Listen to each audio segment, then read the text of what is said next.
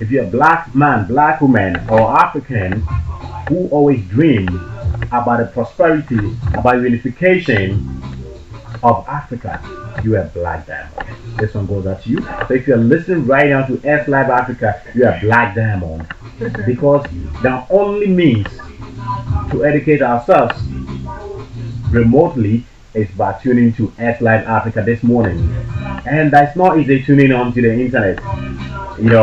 So if I see all of you, and I can see each and everyone listening right now, I say I salute you.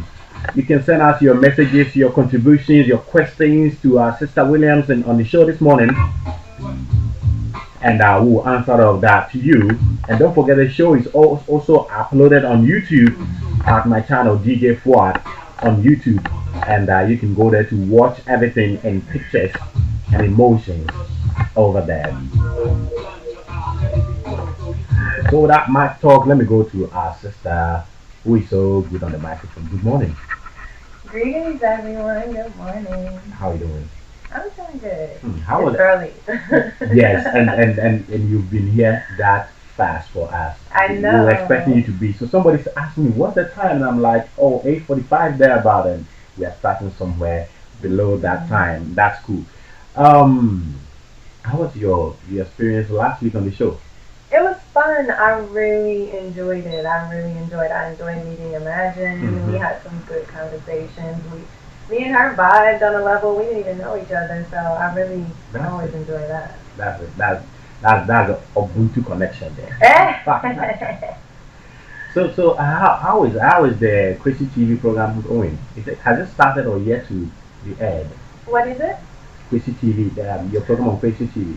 Yeah, so I just do segments. So it's just random. So whenever they call me, I come in and do a yoga segment. So it's already run last week. And so whenever it runs again, I'll let people know. And then whenever I'm back, because they do health and wellness. So I've even been talking to them about going on some, if they want to do some massage segments or segments about natural products and things like that. Okay. Tell us a bit before we go into the main topic about yoga. So yes, the yoga movement has been going here in Ghana. It's really exciting. I've actually just got an email the other day asking about being a part of a yoga alliance. So that just shows how much it's growing. I know when I came in 2013, I think that was when I first met the sister that owns Bliss Yoga, which is kind of the bigger main one that everyone knows here. And I think that was when she was just starting. And so now, just to see the growth and just to see how much people come out. We had a group of like 8 sisters come out to Yoga Saturdays at the Wellness Center last Saturday. So at your Wellness Center? At my Wellness Center, yeah, in Hacho. So it was exciting. And I just got a call about, a sister asking me about doing like some private sessions. So people are really getting into it. Yeah, but what, in a nutshell, for those who don't know at all, who have just heard the name or seen a video about what is yoga? Why do we need yoga as human beings? Yoga is really just about connection. It's about connecting the mind, the body, the spirit, the breath all together. So it's using your breath and using your strength as a way to create relaxation, to create strength in your body, toning.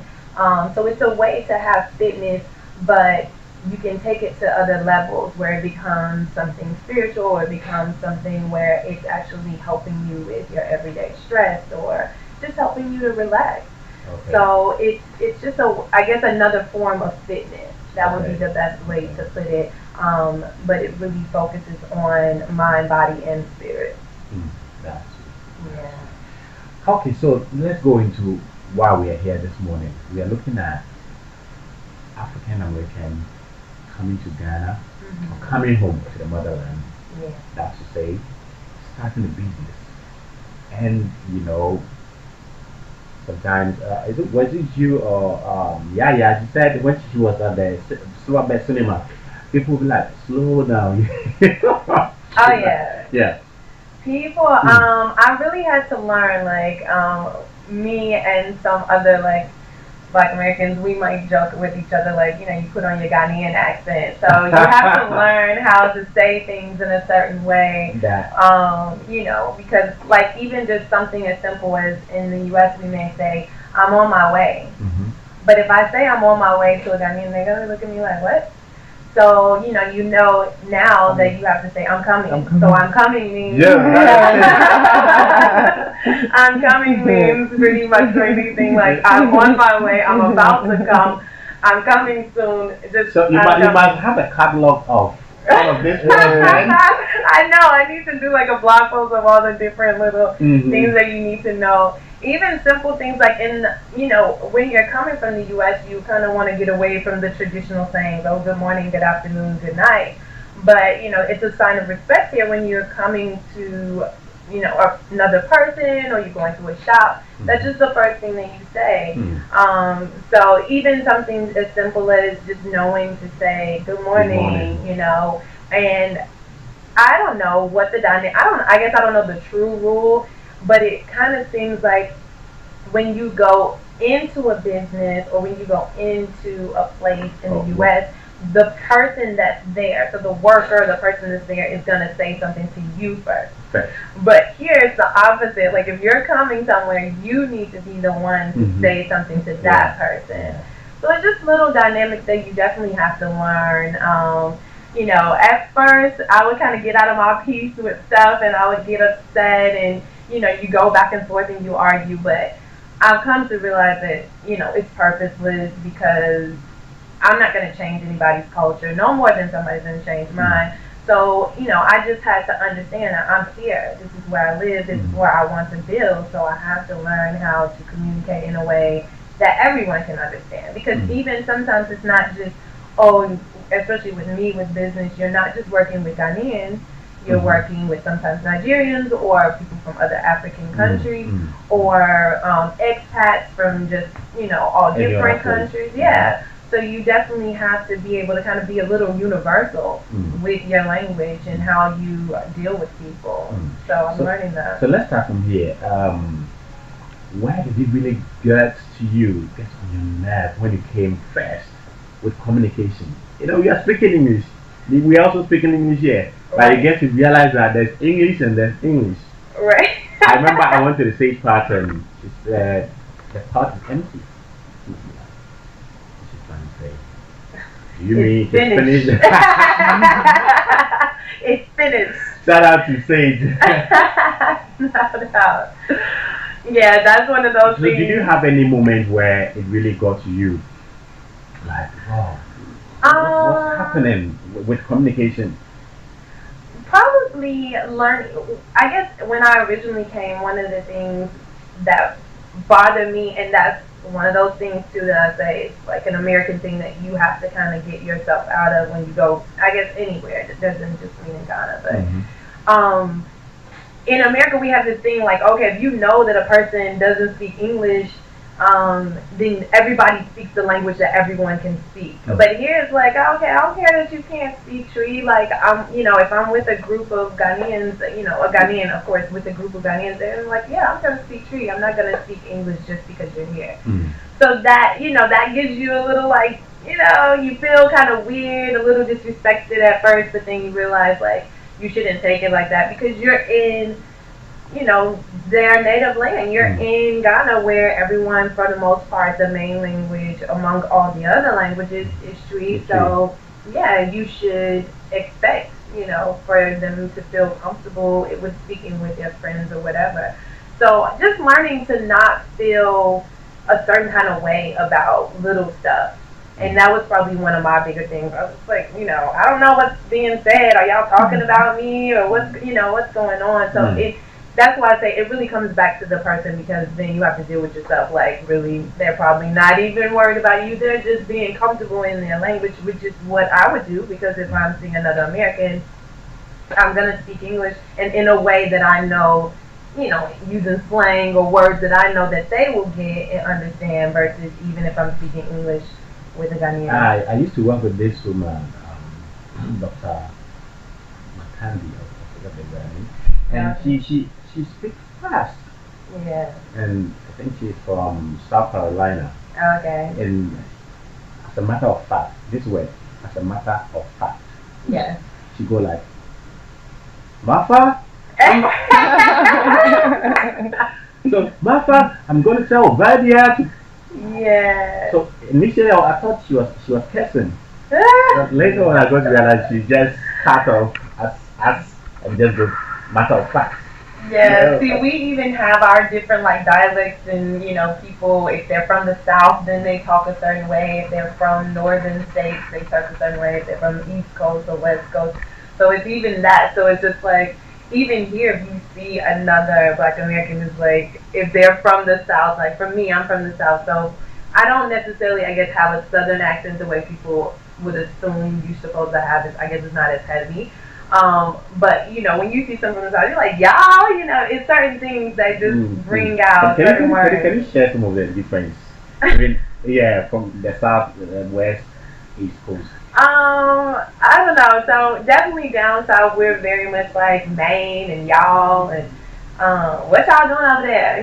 It's very like country and heavy. And then East Coast, I guess they're very more heavy in the sense of, I don't know, some people may describe them as more aggressive or more just like strong with their words. So they're just kind of like, I guess the cliche is like, hey son, like, what up God? Like that, they're just very, I guess, more hardcore or something. And then like, I guess my accent is closer to a Chicago, like a Midwest, because I also grew up there. So kind of, of course, the dynamic in America would be like, oh, you speak more proper, which I don't agree with that. It's definitely not a proper English. It's just that, you may speak, your environment. You may slur a little bit more. You may speak a little bit, I guess, clearer in the sense of English, but it's just different. It's different, but it's cool. Okay, there's a message here from Dr. Canida who says Cicely is so spot on. I love what she's saying. She's wonderful and so gorgeous. Oh, thank you, Dr. Canida. She is elegant blend of power and humility. Oh, very sweet. That's a very sweet compliment. I appreciate her. Shout out to Dr. Canida. So let's get back to how you've been making progress with getting to understand the locals in terms of business language, and they understanding you. Yeah, so really talking to my neighbors and talking to the youth, the younger Ghanaians, because like you all were talking about earlier, like a lot of times they're on social media, they're out there on their smartphones, they're on the internet, so they kind of have an idea of what is going on in America and how people are doing different things. So when I'm coming across like, oh, okay, well, I only do natural services, or I use natural products, I don't, I use all homemade ingredients or ingredients I can get from here.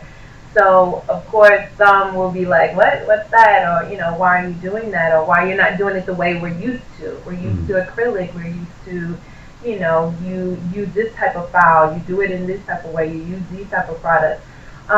So the youth really help with me, kind of gauging how to get to the mainstream, to get to everybody and make sure that everyone understands like what I'm doing. Okay, so it's like the youth are your first point of call. Yeah. Okay. The youth are my first point of call as far as how they understand it and how they go about it. And then that's how I see, okay, this is how I can navigate it to a larger audience.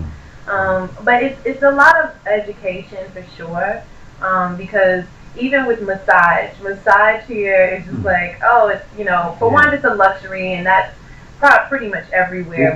We'll go into that.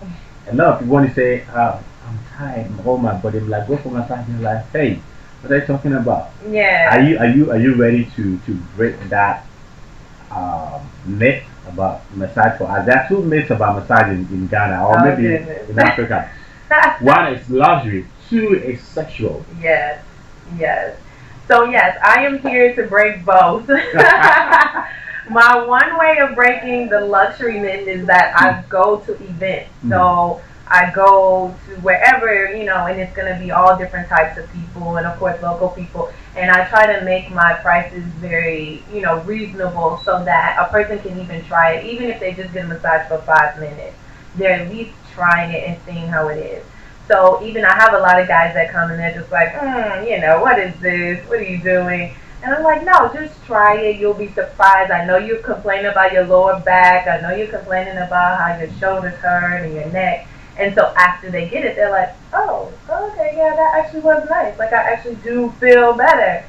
So, you know, definitely helping with that and making it like it is a form of medicine, a form, you know, alternative. It's actually a medicine. It is. It's an alternative form. So trying to get that idea, because people are very big on, okay, I go to the clinic, I'll go to the pharmacy.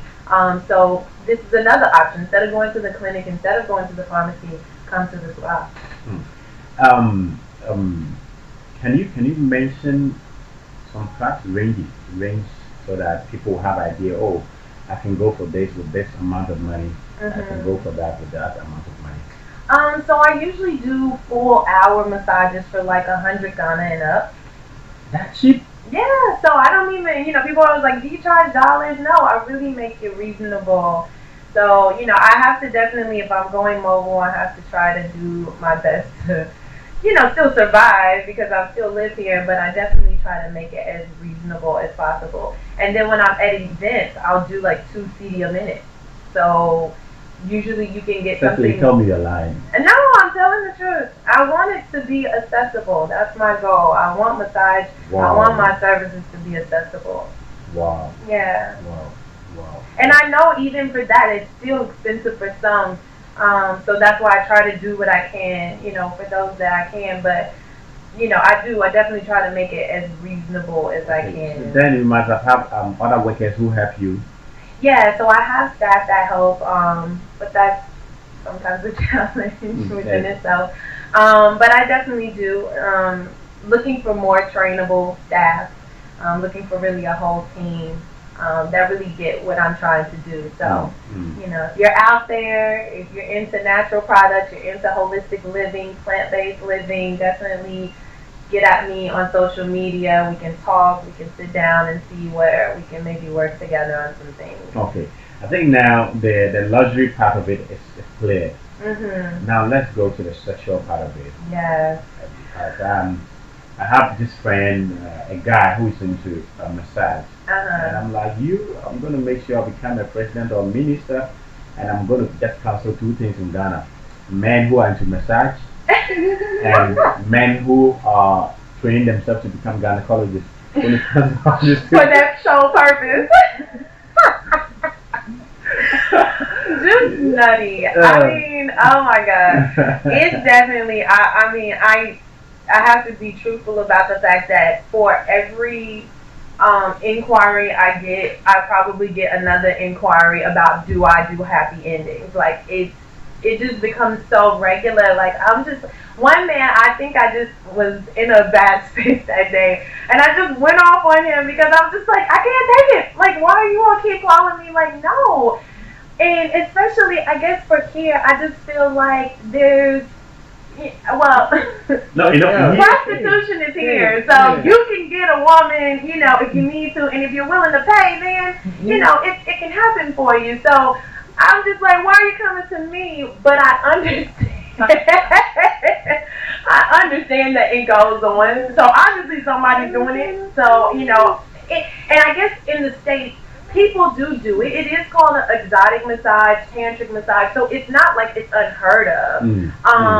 But if I was promoting that as my business, then I understand. But I'm not promoting exotic. Yeah, I'm strictly into health and wellness focused massaging. I'm not into. Y'all know obviously it's a good business. Let's do something to understand this, where this is coming from, especially in Ghana and Africa. You know? Yeah, I do. You know, this is a place where until recently, covering the whole body, like to see your body, it should be you alone. Right. You understand? So it's like, okay, now liberalism is coming and people can wear something to show cleavage and all that. Right. But to the extent that somebody who is not my wife, my husband, is going to touch my whole body like that. Right. I told you the man who established the first massage clinic in Ghana, that when he brought it first, he started with the big men, the politicians, but Yeah. and That was some the ministers really come and run away from the bed. Right. It was too much. They've never seen it before. It's something else. Yeah. You understand? Yeah. But I think now it's getting there. When people are so tired and stressed, they call for massage service and all that. So I think this is where it's coming from. You know, that consecutive lifestyle of the African. Yeah, I see that. You understand? And I do. I definitely understand it. And unfortunately, it's not even just Africans. I get a lot of expat men as well. So it's just, I guess, I don't know, it's a man thing or something. But, you know, I am starting to see that there are men who do appreciate, you know, the massage. And, like, I had one guy, I was really proud because a lot of times men do find it hard to relax. So they, you know, even when you're massaging them, they're, like, talking. They want to, you know, sit and chat and just do a lot of other things while they're getting massaged. Whereas women, usually, they'll kind of let themselves go and actually... You know, women will get everything they want because their mind is like, if I'm drinking water, it is about drinking water. That's why. Exactly. We have a lot of things to do. The responsibilities are many. We can't relax for one thing. But that also spoils the whole thing. You need to relax too. Exactly. So I was very proud. I don't know. It wasn't like a huge accomplishment, but for me, I was like so excited after I massaged this guy the other day, and he was sleeping, and I was so happy for him. I was like, yes, actually relax, because he was a guy that had his own office. He was very busy. He had even called me and said how stressed he was. So it was just very nice, and he didn't ask me about a happy ending or anything like that. So it was just like very good, like very nice. I was very excited for him because that's really what I want to see. I just want people to be able to relax sometimes. You know, in Ghana we think, especially as Americans, we come here like, oh, it's our peace. This is where we're going to get away from the rat race. But here, people work hard. They're working all the time. Even if they're, you know, high-level business people, they're still working all the time. So it's just like you have to take some time. Some time to rest. Yes, some time to decompress. Because if you're always going, then it goes back into your body. It affects you. It doesn't just affect you with aches. Then you start even having other illnesses and other issues. So you have to be really, really careful. So I'm very excited about, you know, the people that are starting to educate themselves that massage is more than a happy ending. It's more than luxury. Maybe I should establish my company to provide that service. I know. It's almost like, goodness, I have to think like, should I get some girls or something? But no, it's just like, you know, it is something that is, you know, obviously I guess sex sells everywhere, so it's nothing new in any continent or place. But no, touch of essence is strictly holistic wellness. Okay. Anyway, let's go back to the business communication. Apart from you getting the youth who like understand your language, you understand their language. Yeah. How did you break and you use them to also as a yardstick to go into the larger population? But I believe that sometimes that when you meet the larger population, some things that you taught using the youth as a yardstick didn't fit, didn't work. Yeah. Yeah, especially with some elders. So I just had to understand that, you know, some people just may not be into it. So then I do offer, like, I will still offer them what they're used to. So, like, for instance, one of my neighbors, she likes to come to me, but she likes to get acrylic. So then I'll call one of my staff to come and do it. Like, I'm not going to do acrylic just because I prefer not to deal with chemicals. And my skin is very sensitive, so I really can't. But then I'll call her and she'll come and do it for her. So things like that I will be open to, especially for my more elder clients, because I do understand that that's just what they're used to here. Or even if, you know, this idea of like credit. I'm very anti-credit, but but you know, my daughter's father, who is some of the communications that that is just like, you know, in the States we're like, you need to support me, you need to make sure that I can take care of my things. But here, it's just kind of like a common courtesy, respect. Like, you know, I'll give you credit, you give me credit. Like, we can work together or even barter, you know. So I don't mind it, especially if I feel like the person is credible. But it was something initially I was like, nope, I'm not giving credit. Nobody should ask me. But I remember my daughter's father, who was Ghanaian, he was just like, no, you're gonna find yourself, you know, you're gonna be asked, and you're gonna find yourself in a position where, especially if it's somebody that you feel that's credible or that you know you really want to build as a client, that you won't mind. And it has happened, and you know the person paid me, and it was all fine. But it is something that you know you do have to come in knowing that people are like that. And then a lot of people just period, like especially if I'm in an event, they're like, oh, well, can you just give me a massage for free? You know, so people ask me that all the time. These are all languages that you didn't used to hear often in the States. Sometimes, you know, we're very similar. The black community, I guess, as a whole, is very similar. So, you know, you definitely hear that. The fabric is so broken. No, the fabric isn't broken. We're still like pulling on it. So, yeah, you know, you still hear that in the community too. So I don't mind, but you know. We all got to make it too, so we have to understand that we're, you know, especially small businesses, we're trying to. All right, I know I am enjoying the conversation here in the studios. I know you are doing as well out there. We're going for a short musical break, and when we are back, we go on to another level you never thought of at all. I'm not going to give you a hint, but you're going to hear it. So stay tuned and invite friends to also join the conversation right here. And if you have any message, you can send it to us on 024-7785-986, 024-7785-986 on WhatsApp, and on Facebook it's Xlive Africa Radio or DJ Fuad PE on Facebook, and we can read your messages right there for you. We'll be right back with the music.